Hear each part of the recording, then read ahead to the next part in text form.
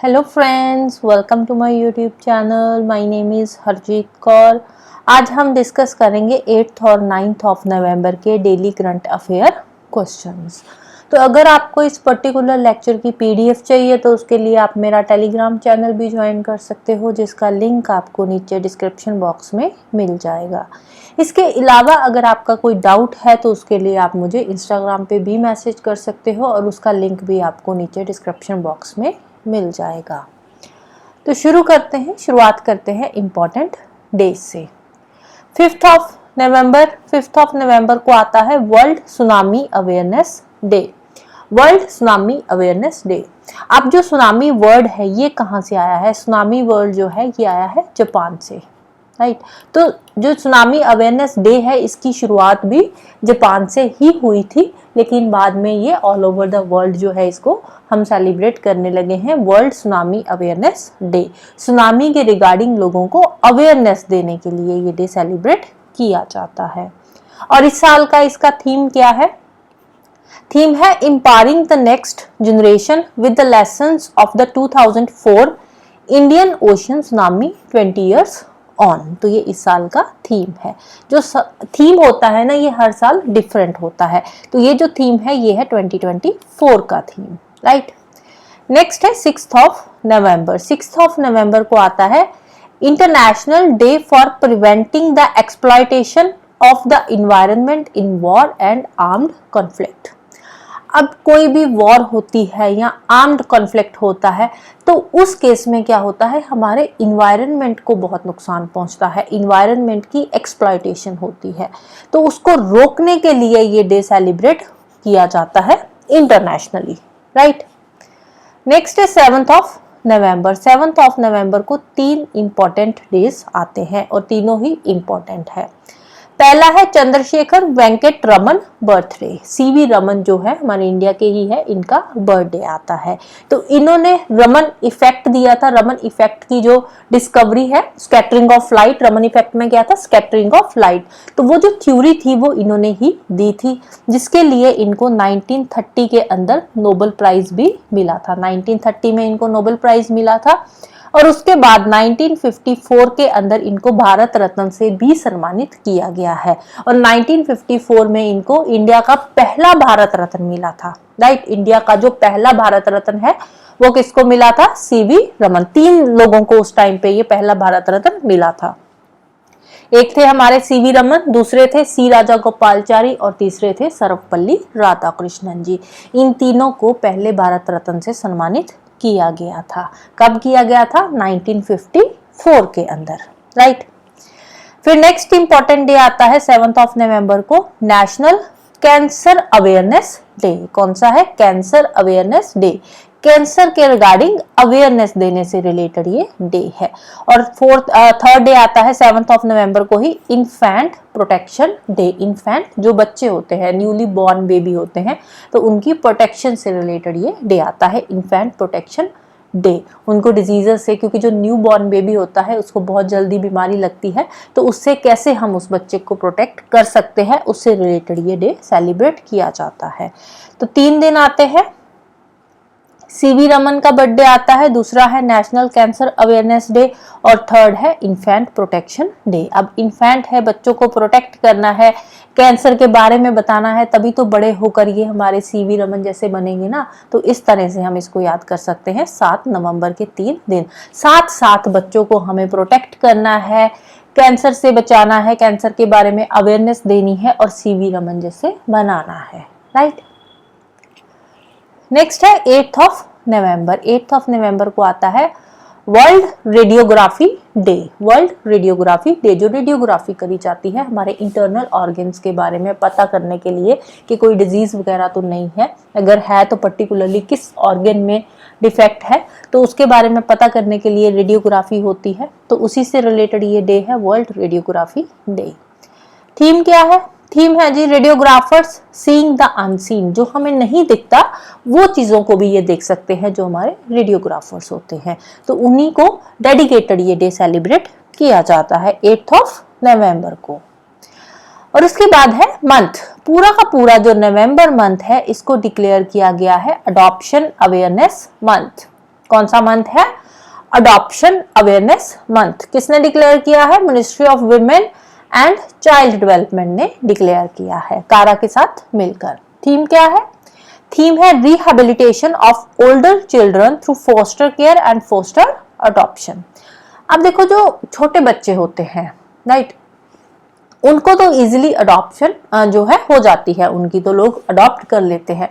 लेकिन जब कई बार क्या होता है, किसी बच्चे को अडॉप्ट नहीं करा, वो बड़े हो गए, तो बड़े होने के बाद जो अडॉप्शन के चांसेस है वो कम हो जाते हैं, क्योंकि लोग सोचते हैं कि बच्चा बड़ा हो चुका है, अब हम इसे अडॉप्ट करेंगे तो इसकी आदतें तो वही रहेगी ना जो वहां से सीख चुका है, जहाँ पे वो पहले किसी फॉस्टर केयर सेंटर में रह रहा था, तो वैसी होएगी। तो बड़े बच्चों को अडॉप्ट कम किया जाता है, जो छोटे बच्चे होते हैं, न्यू बॉर्न बेबीज होते हैं, उनको ज्यादा अडॉप्ट किया जाता है।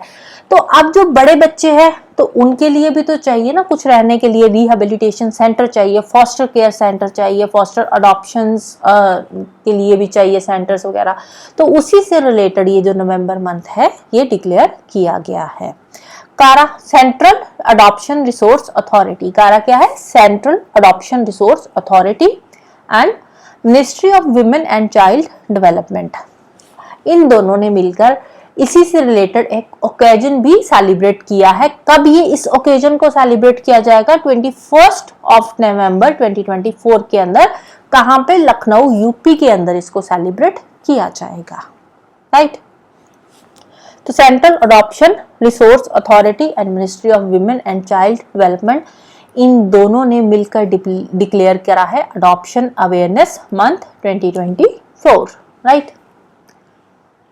नेक्स्ट हम चलते हैं क्वेश्चंस पे। आज का फर्स्ट क्वेश्चन है, PM Vidya Lakshmi scheme is related to. PM Vidya Lakshmi scheme, ये कौन सी स्कीम है? ये सेंटर सेक्टर स्कीम है, राइट। सेंटर सेक्टर स्कीम है, मतलब इसका जितना भी पैसा है सारे का सारा पैसा कौन देगी? सेंट्रल गवर्नमेंट देगी। एक होती है centrally sponsored scheme. Centrally sponsored scheme होती है जिसमें से कुछ परसेंट जो पैसा होता है वो स्टेट गवर्नमेंट देती है और कुछ परसेंट सेंट्रल गवर्नमेंट देती है। लेकिन ये जो पीएम विद्या लक्ष्मी स्कीम है ये एक सेंटर सेक्टर स्कीम है और मोस्ट इंपॉर्टेंट है, राइट। अभी अभी आई है तो बहुत ही ज्यादा इंपॉर्टेंट है, एग्जाम में पूछे जाने के चांसेस ज्यादा है इसके। तो किससे रिलेटेड है ये विद्या लक्ष्मी स्कीम? ये किससे रिलेटेड है? वो स्टूडेंट जो मेरिटोरियस स्टूडेंट है, पढ़ने में इंटेलिजेंट है, उनको फाइनेंशियल सपोर्ट प्रोवाइड करने से रिलेटेड ये स्कीम है। किससे रिलेटेड है? Provide financial support to meritorious students. अब क्या है इस स्कीम के अंदर, पूरा डिटेल में हम पढ़ेंगे इस स्कीम को।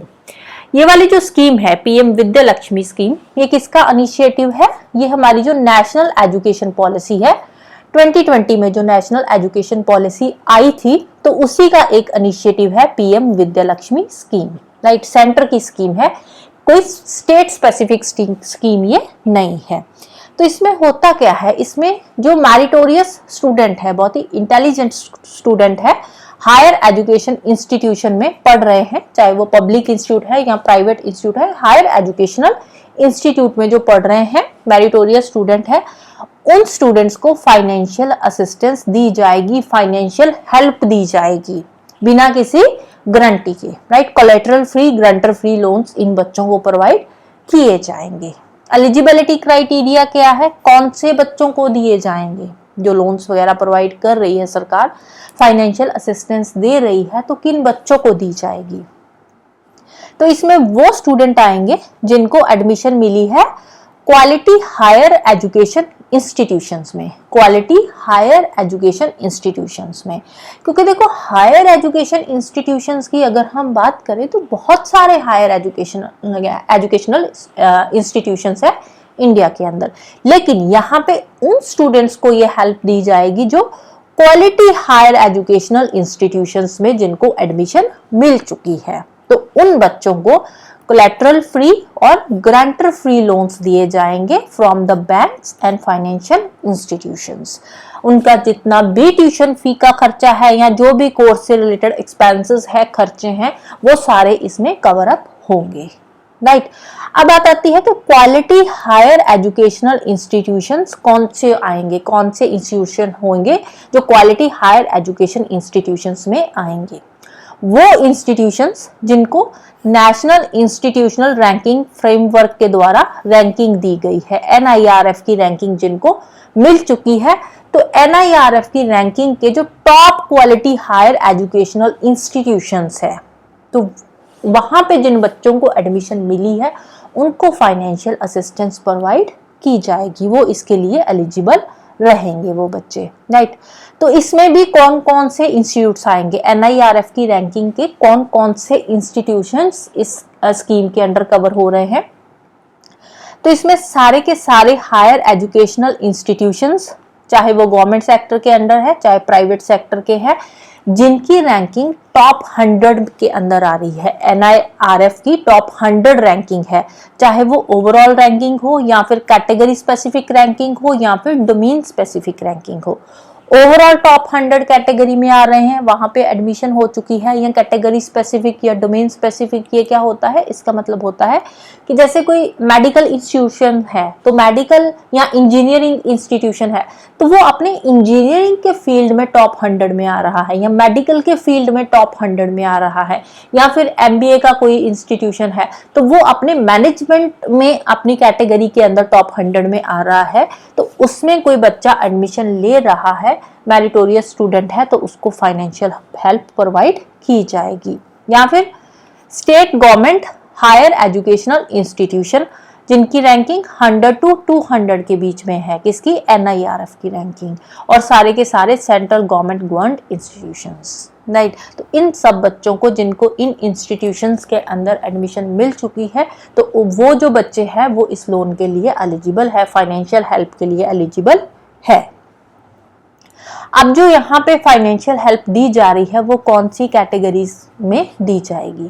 फर्स्ट है 7.5 लाख तक का जो लोन दिया जाएगा, for loan amount up to 7.5 lakh, 7.5 lakh तक का जो लोन दिए जाएंगे उसमें 75% जो क्रेडिट गारंटी है वो गवर्नमेंट ऑफ इंडिया की रहेगी। क्यों दी जा रही है, बैंक्स को सपोर्ट देने के लिए, सो दैट कि जो बच्चों की कवरेज है उसको और ज्यादा एक्सपैंड किया जा सके। अब 75% क्रेडिट गारंटी बैंक्स को सपोर्ट देने के लिए है कि इन केस, वैसे तो अब देखो वो बच्चा जो एक टॉप के इंस्टीट्यूट के अंदर पढ़ रहा है तो ऑब्वियसली फ्यूचर में जाकर कुछ अच्छा ही करेगा, फेल तो होगा नहीं, तो फ्यूचर में अच्छी जॉब करेगा या अपना कोई बिजनेस करेगा, कुछ अच्छा ही करेगा, और जिसके चलते हुए वो अपना लोन जो है वो वापस कर देगा। बट इन केस अगर वो बच्चा लोन वापस नहीं कर पा रहा तो उसमें से जो 75% क्रेडिट गारंटी है वो किसकी होगी, गवर्नमेंट ऑफ इंडिया की होगी। तो 75% जो लोन का पैसा है वो गवर्नमेंट ऑफ इंडिया देगी बैंक को, राइट। ये कितने लोन तक का है, 7.5 लाख तक के जो लोन्स होंगे उनमें। सेकंड है वो स्टूडेंट जिनकी family income, annual family income 8 lakh तक है, वो स्टूडेंट जिनकी एनुअल फैमिली इनकम 8 लाख तक है, तो उनको इस स्कीम के अंदर 10 लाख तक के लोन दिए जाएंगे और उसमें 3% तक का इंटरेस्ट सबवेंशन भी दिया जाएगा। 10 लाख का लोन दिया जाएगा, उसमें 3% इंटरेस्ट जो है कम किया जाएगा, इंटरेस्ट सबवेंशन मतलब 3% इंटरेस्ट उस पर कम दिया जाएगा, राइट। तो ये वाली जो इंटरेस्ट सबवेंशन सपोर्ट है ये हर साल 1 लाख बच्चों को दी जाएगी। और प्रेफरेंस, ऑब्वियसली प्रेफरेंस इसमें उन बच्चों को दी जाएगी जो गवर्नमेंट इंस्टीट्यूशंस में पढ़ रहे हैं, या वो बच्चे जिन्होंने टेक्निकल या प्रोफेशनल कोर्सेज ले रखे हैं, उन बच्चों को प्रेफरेंस दी जाएगी इसमें, राइट। नेक्स्ट हम चलते हैं नेक्स्ट क्वेश्चन पे।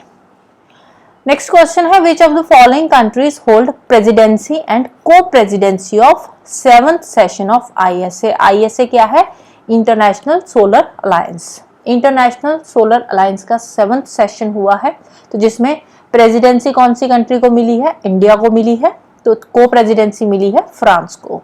तो answer will be option D, India and France. Presidency किसके पास है, इंडिया के पास है, को प्रेसिडेंसी फ्रांस के पास है।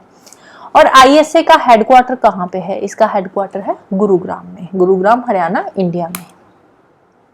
इसी से ही रिलेटेड है नेक्स्ट क्वेश्चन। अब यहाँ पे अब इनकी जो ISA की ये जो मीटिंग हुई थी ना ISA की, तो ये मीटिंग कहाँ पे हुई थी, ये हुई थी इंडिया के अंदर ही, न्यू दिल्ली में ये मीटिंग हुई थी, इंडिया में न्यू दिल्ली के अंदर ये मीटिंग हुई थी। और इसी मीटिंग के दौरान यहाँ पे अपॉइंट करे गए हैं आईएसए के 3rd director general, international solar alliance के 3rd डायरेक्टर जनरल अपॉइंट करे गए हैं। किसको अपॉइंट किया गया है? आशीष खन्ना को। कौन बने हैं 3rd डायरेक्टर जनरल? आशीष खन्ना। इन्होंने किसको रिप्लेस करा है? इन्होंने रिप्लेस करा है डॉक्टर अजय माथुर को, राइट। नेक्स्ट है FTII स्टूडेंट। FTII क्या है? ये है film and television institution of India. तो FTII के स्टूडेंट है, उनकी एक फिल्म है, शॉर्ट फिल्म है, sunflowers were the first ones to know. Sunflowers were the first ones to know. अभी रिसेंटली हमने इसके बारे में पढ़ा था, आई थिंक 1-2 महीने पहले ही। तो उस टाइम पे जो कांस फिल्म फेस्टिवल हुआ था, कांस फिल्म फेस्टिवल के अंदर ये फिल्म गई थी, कांस फिल्म फेस्टिवल में। तो वहां पे इस फिल्म को अवार्ड मिला था ला सिनेफ कैटेगरी के अंदर। कौन सी कैटेगरी में? ला सिनेफ कैटेगरी में इस मूवी को अवार्ड दिया गया था। शॉर्ट फीचर फिल्म है, आई थिंक 16 मिनट्स की ये मूवी है। Sunflowers were the first ones to know. अब इसको जो है क्वालिफाई किया गया है, इस मूवी ने क्वालिफाई किया है 2025 ऑस्कर्स के लिए। 2025 में जो ऑस्कर्स होंगे उसमें ये फिल्म अब आगे जाएगी। तो इस फिल्म के डायरेक्टर का नाम क्या है? डायरेक्टर का नाम हमें बताना है। डायरेक्टर का नाम है चिदानंद एस नायक। डायरेक्टर का नाम क्या है? चिदानंद एस नायक। अब ये मूवी किसकी है? FTII के स्टूडेंट्स की है। कांस फिल्म फेस्टिवल के अंदर भी ये अवार्ड ले चुकी है। लास्ट सिनेफ कैटेगरी के अंदर इसको अवार्ड मिला था कांस फिल्म फेस्टिवल के अंदर, right. Next day, who has been elected as the Speaker of Jammu and Kashmir Assembly? Jammu and Kashmir assembly के नए स्पीकर अपॉइंट हो चुके हैं। जम्मू एंड कश्मीर जो है अभी रिसेंटली फर्स्ट ही इसके CM बने हैं और फर्स्ट असेंबली है। तो इसके जो स्पीकर है, स्पीकर कौन अपॉइंट हुए हैं? स्पीकर बने हैं अब्दुल रहीम राठर। अब्दुल रहीम राठर इसके बने हैं स्पीकर। इसके पहले बने थे प्रोटम स्पीकर। प्रोटम स्पीकर थे मुबारक गुल। मुबारक गुल कौन थे? ये थे इसके प्रोटम स्पीकर। ये प्रोटम स्पीकर बने थे। और CM है उमर अब्दुल्ला। उमर अब्दुल्ला बने हैं JNK के CM। सुनील शर्मा है ऑपोजिशन के लीडर। नेक्स्ट है name the 17th district of Nagaland. Nagaland को मिला है अभी एक नया अपना डिस्ट्रिक्ट। पहले नागालैंड के अंदर 16 डिस्ट्रिक्ट्स थे, अब एक और नया डिस्ट्रिक्ट ऐड हुआ है। तो अब टोटल कितने डिस्ट्रिक्ट हो चुके हैं नागालैंड में? 17। तो 17th डिस्ट्रिक्ट कौन बना है? तो वो बना है मेलूरी। 17th डिस्ट्रिक्ट का नाम क्या है? मेलूरी। कहाँ से अलग हुआ है? ये अलग हुआ है फेक डिस्ट्रिक्ट से। जो फेक डिस्ट्रिक्ट था यहाँ से अलग होकर, पहले ये फेक की सब डिवीजन में आता था, तो अब ये अलग से डिस्ट्रिक्ट बन चुका है मेलूरी। अब नागालैंड की बात आई है, लोकेशन देख लेते हैं, CM देख लेते हैं। CM का नाम है नीफुरियो, गवर्नर है ला गणेशन। और लोकेशन नॉर्थ ईस्टर्न स्टेट है। नॉर्थ में क्या पड़ता है? नॉर्थ में पड़ता है आंध्र प्रदेश, अरुणाचल प्रदेश नॉर्थ में। तो ईस्ट में यहाँ पे असम है, नॉर्थ में अरुणाचल प्रदेश, ईस्ट में असम है और साउथ में आता है मणिपुर। साउथ में कौन सा स्टेट है? यहाँ पे आता है मणिपुर, राइट। तो 3 स्टेट्स के साथ ये बॉर्डर शेयर करता है, अरुणाचल प्रदेश, असम एंड मणिपुर के साथ। और नेबरिंग अगर इंटरनेशनली देखें तो इंटरनेशनली नेबरिंग कंट्री है म्यांमार, राइट। नेक्स्ट है India and which European country observes 2026 as the year of culture and tourism and AI। Year of culture, tourism and AI 2026 को डिक्लेयर करा है। Year of culture, tourism and AI। AI क्या है? Artificial intelligence. कौन सी 2 countries ने declare करा है? इसमें एक तो है इंडिया, दूसरी कंट्री कौन सी है? दूसरी कंट्री है स्पेन। इंडिया एंड स्पेन दोनों ने ऑब्जर्व करा है 2026 को as a year of culture, tourism and AI। Spain की लोकेशन यूरोपियन कंट्री है, कैपिटल है मैड्रिड। तो कौन सी कंट्रीज के साथ बॉर्डर शेयर करती है? एक है फ्रांस, दूसरा है पोर्टुगल। तो एक साइड मेडिटेरेनियन सी आ जाता है, दूसरी साइड आ जाता है अटलांटिक ओशियन। नेक्स्ट है farmer Tamil Nadu chief secretary P. Shankar who died recently was also. Tamil Nadu के चीफ सेक्रेटरी थे P. शंकर, रिसेंटली इनकी डेथ हो चुकी है। तो एक तो ये तमिलनाडु के चीफ सेक्रेटरी थे, दूसरे ये रह चुके हैं central vigilance commissioner CVC। Central vigilance commissioner भी ये रह चुके हैं, तो इसीलिए ये इम्पोर्टेंट है। आई थिंक 2002 में ये बने थे CVC, 2006 के अंदर ये रिटायर हो गए थे। नेक्स्ट है, who is the author of the book inscriptions of Andhra Pradesh, inscriptions of Andhra Pradesh. तो इसके ऑथर का नाम क्या है? इसका वॉल्यूम 2 आया है, इंस्क्रिप्शंस ऑफ आंध्र प्रदेश जो बुक है इसका वॉल्यूम 2 अभी रिसेंटली रिलीज हुआ है। तो इसके ऑथर का नाम है सी सोमसुंदर राव, सी सोमसुंदर राव इसके ऑथर का नाम है। इससे पहले इसका आया था वॉल्यूम 1। तो वॉल्यूम 1 कब आया था? वॉल्यूम 1 आया था 2014 के अंदर, 2014 में इसी बुक का वॉल्यूम 1 आया था, अब वॉल्यूम 2 आया है, राइट। नेक्स्ट है, Collins dictionary names which of the following word as 2024 word of the year. 2024 word of the year कौन सा वर्ड है कॉलिंस डिक्शनरी के अकॉर्डिंग? तो 2024 वर्ड ऑफ द ईयर है ब्रैट। ब्रैट का अब पहले क्या होता था, पहले ये जो वर्ड था ना ब्रैट, इसका जो मीनिंग था वो नेगेटिव सेंस में लिया जाता था, नेगेटिव मीनिंग था। ब्रैट का पहले इन्होंने मीनिंग लिया हुआ था कि एक बहुत ही एरोगेंट सी विमेन, एटीट्यूड वाली एरोगेंट विमेन, तो उस सेंस में, नेगेटिव सेंस में इसको लिया जाता था। लेकिन अभी इस वर्ड को यूज किया गया है पॉजिटिव सेंस में। अभी इसका मीनिंग क्या है?